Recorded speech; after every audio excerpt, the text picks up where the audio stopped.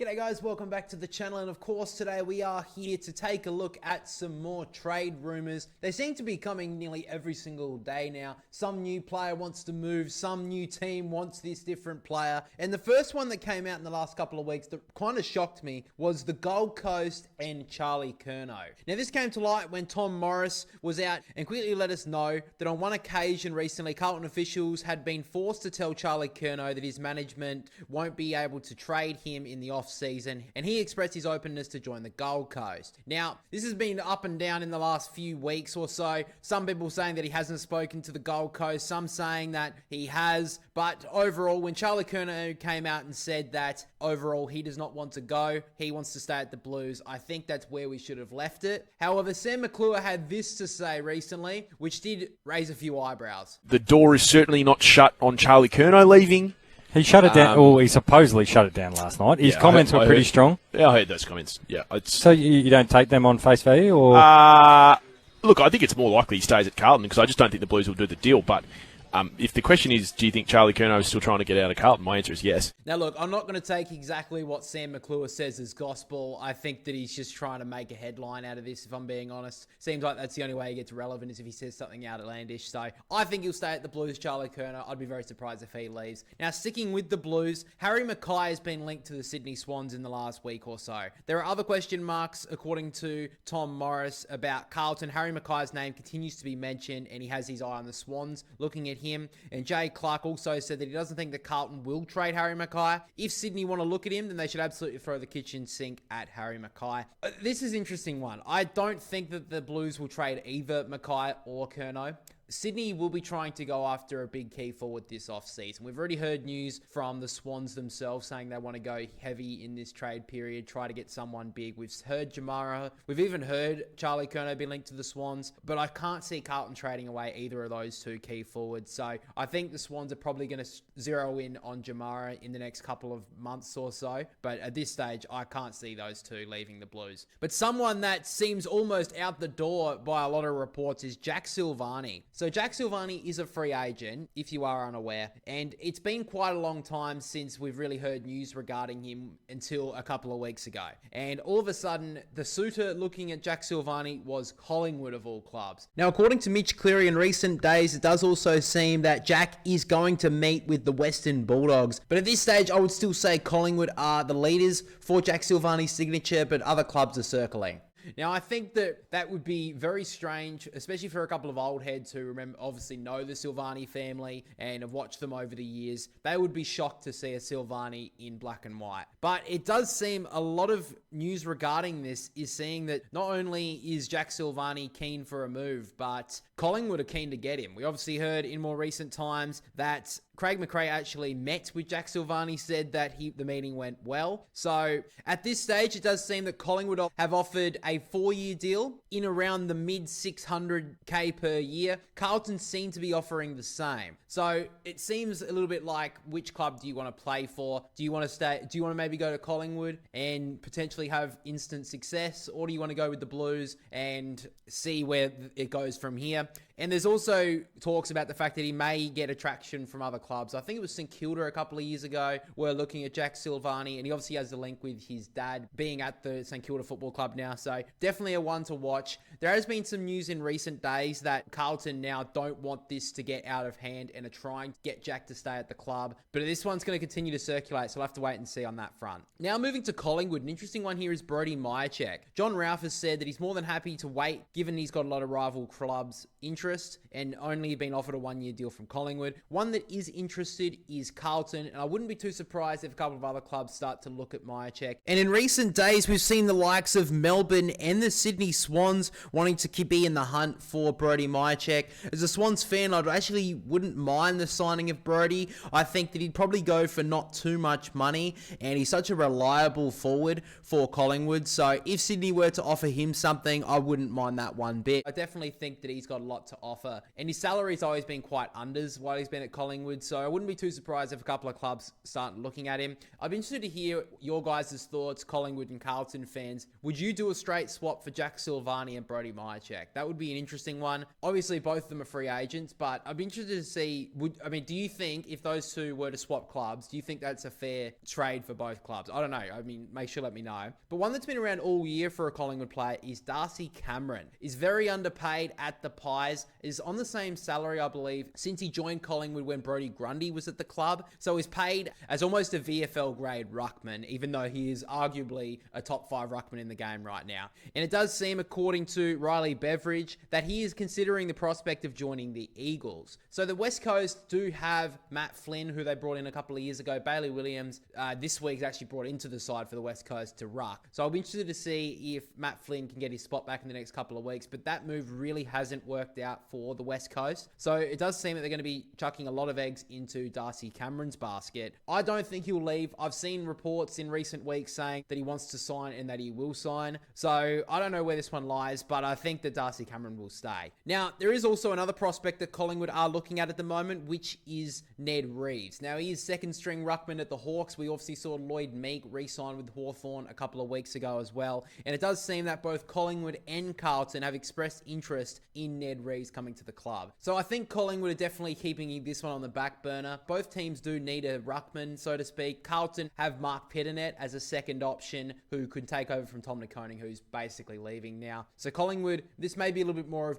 we just leave this one as a plan B if we can get another ruckman. Ned Reeves definitely on the outer at Hawthorn. I think he'll be leaving at the end of the season. Moving to a couple of Hawthorn players here. First of all, James Worpel seems to be on the outer at Hawthorn, and it seems at this stage that Geelong, according to Tom Morris, are in the hot seat for James Worpel. We also see interest from Melbourne and St Kilda. This seems more likely than unlikely that James Worpel will be leaving at the end of the season for the Hawks. Interesting, because I thought he's always been a pretty serviceable player for them, but I think that a couple of other clubs are going to go hard for him this off-season. And for a team like Geelong, who have lost the likes of Dangerfield from that midfield group now, definitely think that he can take over as more of a bullocking midfielder. At this stage, you look good like Bailey Smith, Max Holmes, a little bit more speed players. I think James Worpel would add a nice attachment to that midfield. But also Melbourne and St Kilda, I think, would love to get his services. Now, Changwath Jaff has been circulating around the news in more recent times. He is an interesting one, according to John Ralph. He's finally got his body right, but seems to be in and out of the AFL side. He's played 8 senior games this year, has moved back to the VFL in time. Now, he's not thinking of a trade right now, but he thinks a couple of clubs will be looking at him, especially if he doesn't get into the team coming into September. When I mentioned this one in the last video, it was probably mixed reaction from Hawthorn fans. Some were saying that they should just get rid of him now. Some were saying that they like the talent of him.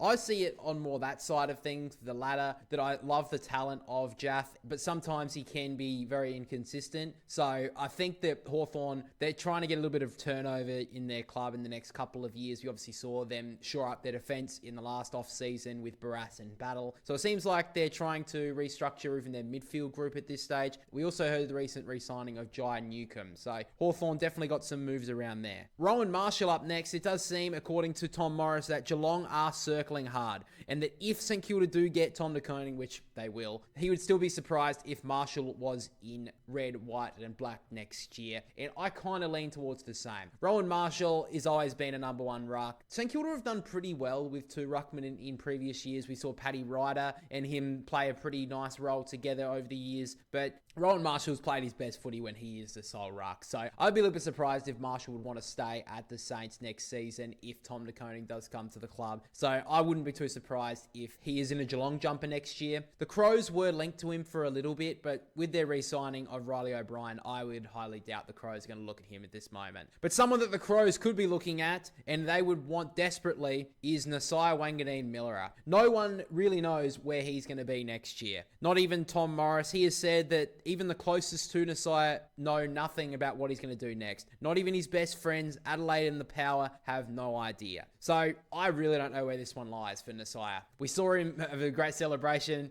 last weekend, obviously, when he kicked that winning goal and have that massive last quarter for the Saints, and they were all a celebration. I think it was at a hotel and he was on Ross Lyon's shoulders, but I really don't know where this goes. I've always felt like he would sign a short-term deal to get him to free agency and then would reconsider that option, similar to how Chad Warner did it. But the fact that it's round 21 as I'm recording this, and he still hasn't re-signed with the Saints, would lead me to believe that it's at the very least 50-50 where he goes, if it's SA or he stays at St Kilda. Now, Dale Thomas came out and said recently that ever since Caroline Wilson's story regarding Nessiah allegedly saying to his mates that he didn't want to go to the Crows because of Taylor Walker's racism scandal, that's all blown over now. And apparently, he's famously getting along with a lot of Adelaide players in group chats. Now, Dale Thomas, I'm not going to... It's really hard to believe a lot of these stories regarding this now. The Caroline Wilson story, for me, I don't believe a lot of these rumours anymore. I just am going to wait and see what he says when St Kilda's season ends or when he re-signs, because I really don't know.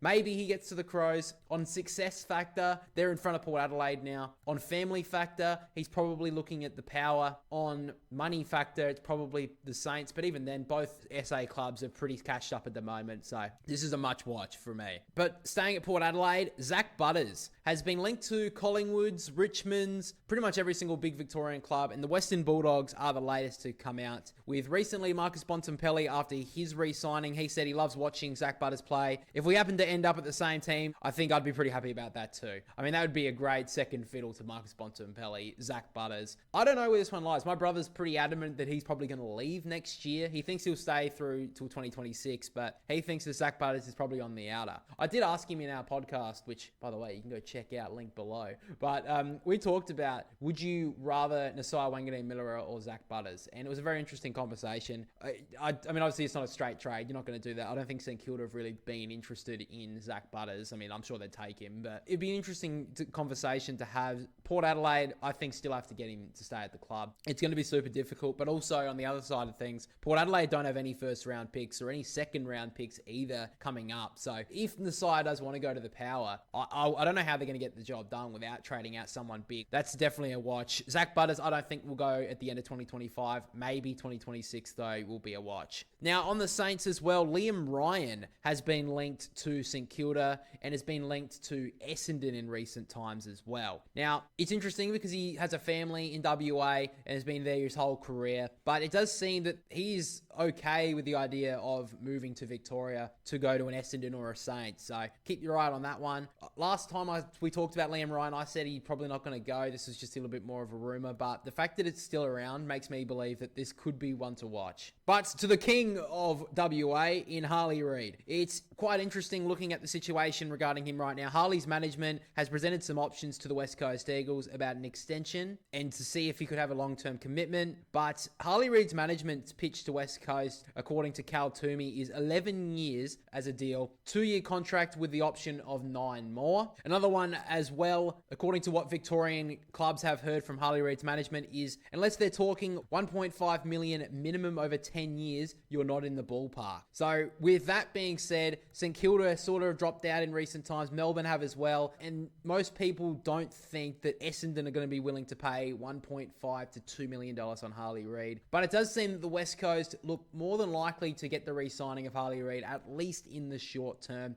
Now, Hawthorn have also been linked to him, and we've seen that he's have a great relationship with Sam Mitchell. But at this stage, I think he's staying at the Eagles at this moment. His response after his injury on social media saying, "Be right back," kind of alludes to me that he's going to stay at the West Coast Eagles, at least on the short term. But sticking in WA, we're going to be looking at Fremantle, a couple of players. First of all, on the outer, Neil Erasmus was picked as a pretty high pick back in 2021. It does seem that the Western Bulldogs are keeping an eye out on him. Now, he's also been linked to the West Coast Eagles, so one to keep an eye on. I think he's probably on the outer, probably one to go. Maybe stays if they can get him in the team towards the end of the year, but it does seem that Nat Fyfe has kind of taken that sort of role as that's like the 20th player to the 23rd player in the team. So I think he's probably going to look for more game time, and the Bulldogs seem keen to get him. Jud McVy is such an interesting one for mine. Has been linked to the West Coast Eagles in a couple of weeks ago, I mentioned it, but it does seem that Fremantle are now the favourites to get Jud McVy, according to Cal Toomey. And John Ralph says his contract will be pushed back to the last round of the season. It does seem that he wants to stay at Melbourne, but Fremantle are coming hard. And also with Fremantle being quite successful this season, and hopefully for their sake, they can go even further this year, make finals, and then maybe even make it to a semi or even a prelim would be dreams for a couple of people in purple. But I mean, I think that that's going to be an interesting one to watch. We do think that there's going to be a bit of turnover at the Ds coming into next year. Now, Clayton Oliver, it does seem now that the Demons are pretty well locked to keeping him because Tom Morris has made it clear that his huge salary works against him being able to leave. And John Ralph simply says that there's no interest out there for him. If he was to leave to a different club, he'd have to take nearly a $500,000 pay cut. I'd be just staying in blue and red, Clayton, and just enjoy your career of mediocrity for the rest of it, I would say. I mean, after a very good career he's had to date, I think at this point he's kind of going on the the down path now. So just keep that money rolling in, mate. Your footy career only lasts, 10, 15 years if you're lucky. So I think you just cash in on the money right now. But also another one here is Jake Lever. We heard a couple of weeks ago regarding his unrest regarding being dropped about a month ago now. He has recently returned back to the team, but rumours continue to circulate regarding Jake Lever. John Ralph has said that he certainly hasn't talked to any club and he's invested at the Ds, but he does believe that a couple of clubs will be starting to talk to Jake Lever's management, and clubs that have been linked right now are the Western Bulldogs and North Melbourne. Now, I think both clubs desperately need some help in their defence. Jake Lever would be a great attribute for both of them. However, like I said a few weeks ago, I think they're making a mountain out of a molehill here. I don't think Jake Lever will leave. I mean, it would be understandable that he would be pretty disappointed about being dropped, but I don't think he's going to leave the club. He's been back to the team now, hasn't been dropped since, and I think he's pretty well comfortable at the Ds. Now, Ollie Florent, I've kind of not talked about Ollie Florent because I've always believed that the Swans were going to keep him. Has been such a great Swans player for so many years now, but it does seem that the rumours continue to come out regarding Ollie Florent and the Blues. Now, John Ralph has said that he's played 7 of the last 8 games in the VFL, and the only senior game he played was 40 minutes off the bench as the sub. He is contracted to Sydney until 2029 and is a loyal Sydney man, but his papers aren't exactly stamped just yet, but basically has shown they're pushing ahead without him at this moment. Now, in round 21, he actually came back into the side. He's been named, has had pretty decent form in the VFL, but Carlton have been linked to him. It'd be interesting to see if Harry Mackay or a Kerno were to leave and go to Sydney. Ollie Florent would most likely be the one that would have to go to Carlton. He has been linked to them. I think is what Carlton need as well. Someone off halfback who can distribute the ball well.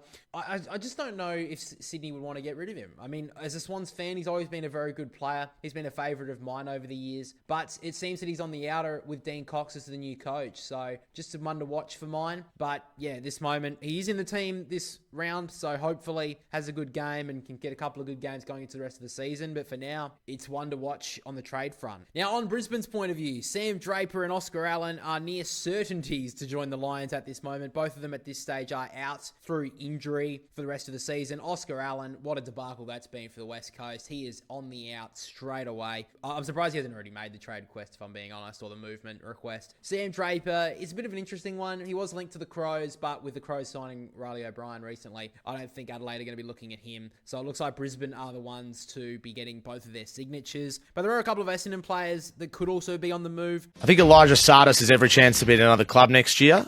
Number 5 for Essendon. High draft pick. Just hasn't nailed that spot in Essendon's best team.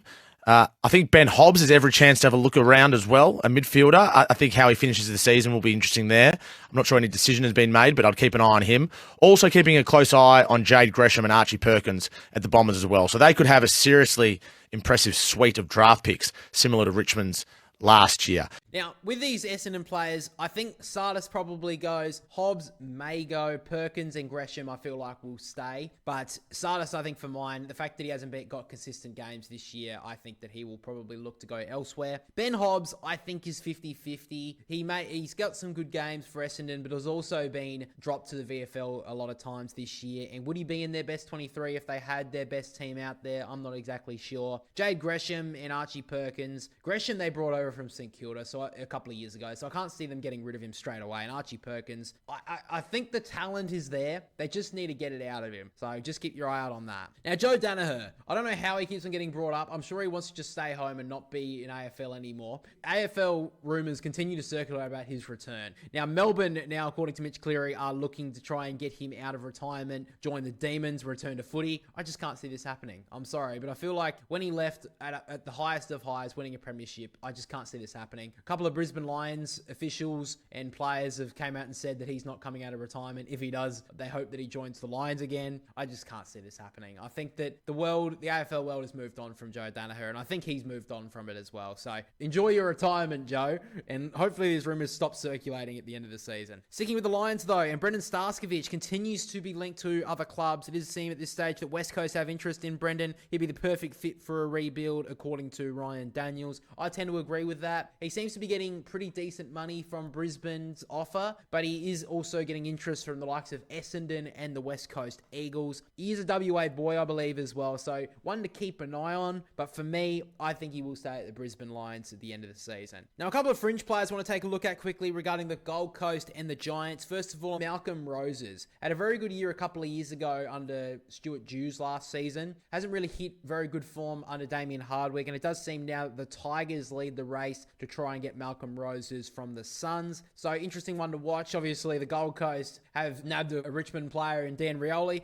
Maybe Richmond can get one back with Malcolm Roses. I think that would be a great signing. On the Giants, though, Jacob Ware is an unrestricted free agent, so he couldn't go from a different club if he wants to, with really no stopping from the Giants. It does seem that the Dogs and the Power have interest in him at the moment. Jacob Ware is an unrestricted free agent, having previously been delisted by the Giants. So the Giants have offered him a one-year deal. We've reported about that on Inside Trading. He has other interests as well from the Western Bulldogs and from Port Adelaide too. So picked up him as a mature ager, 27 now, a kicker, played 12 games this year for the Giants. So been a pretty steady play for them in their footy team this season. So he's one that could move from a free agency perspective. I think he'd be a good get for a couple of those clubs. But the Giants, I think they need to hold this guy. He seems like he's got the talent, maybe not as consistent, but they just can't continue to lose all these role players. When they get a couple of injuries, their depth is quite good, but you don't want to test your depth all the way through the season. We've seen with the likes of Essendon, if you get so many injuries, your season's just shot. So hopefully they can keep him for their sake. And Lee Kalia, they have made a last-ditch effort, the Giants, to try and keep him at the club. They are still holding hope out that they can keep uncontracted defender and Lee Kalia at the club. We've seen huge interest from St Kilda wanting to pay him a huge amount of money. But the Giants have put forward a 2-year deal for Lee Kalia to keep him at the club and then maybe see him off at free agency. I just can't see him staying. I'm sorry to the Giants fans out there. The money that St Kilda are offering him, I think he would be stupid not to take it. So I think that he'll probably be gone at season's end. It's tough. He's probably one of the best defenders that are just on the outer of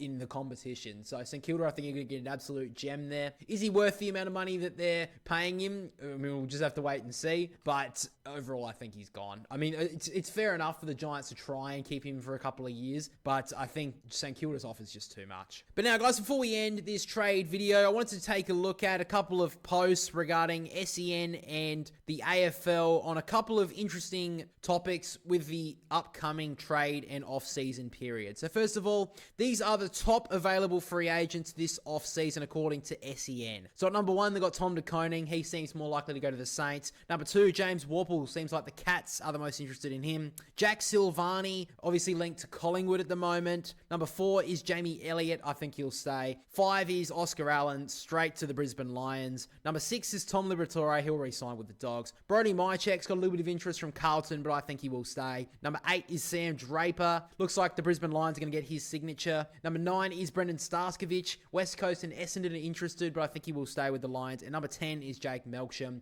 I think the Demons have to sign him. He's such a good goal kicker for them. And finally, this is an interesting one regarding Tasmania's trade targets going into the next couple of years. So, according to the AFL and Gettable, they have said that Riley Sanders is the number 1 priority, along with Colby McKercher, James Leake and Tom Green, along with Caleb Sarong, Will Day, Alex Pearce, Chase Jones, who's an Adelaide Crow, very high draft pick, not really used. Seth Campbell and Lockie Cowan. Now, the first two definitely jump out for me. I'm surprised that Robbie Fox isn't on here. He's a little bit on the older side of things, but is a Tasmanian. And obviously a couple of the big players that mentioned there, like Tom Green, Caleb Sarong, Will Day, and Alex Pearce. Probably a lot more of those big money signings that you think of when they're trying to think of their probably inaugural captain. And I think the Matt Rao wouldn't be surprised if he would be on that list as well. But guys, that's pretty much all we've got for this trade video. I really hope you did enjoy it. If you did, make sure to leave a like and subscribe to the channel. We're growing like crazy at the moment. I just want to quickly say thank you so much for 3,000 subscribers. I wanted to hit 5,000 by the end of the year, and I think if we can continue on this really good trajectory with the channel, we can potentially get it. So if you haven't already, make sure to subscribe to this channel, as the rest of the season we've got some great stuff coming up. And if you enjoy the content on the channel, then make sure to check out some other stuff that we got here, including video essays, which you can check out over here right now.